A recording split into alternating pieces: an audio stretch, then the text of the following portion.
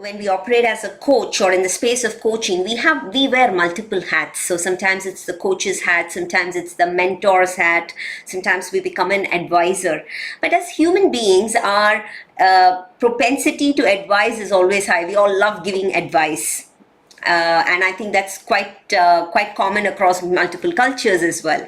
So how do you avoid the advice trap in coaching, Patrick? I think that what you can do in a coaching session is bounded in boundary. You have boundaries, right? I like the metaphor of fighting in a street and being in a boxing ring. So just the chats, just a conversation with a friend, it's like fighting in the streets. What is the purpose? There is no boundaries. You can do whatever you want. If you're on a boxing ring, you have a limited time, you have a ring, you have rules. You can hit some parts, you cannot do some things. Correct. And it's very much for us, or for a therapist, for example.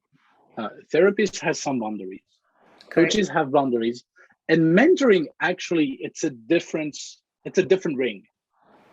So for example, I do teach mentoring, and I do have my mentoring programs, and it's a different hat.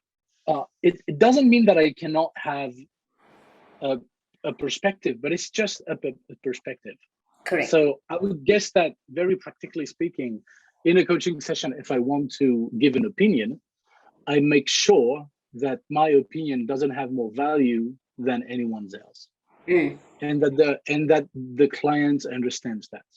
Correct. And I would probably provide a perspective, and I would probably ask different questions after that to check what is the frame of reference of my clients versus this perspective. Correct. And when we do this, we avoid the "you should do that."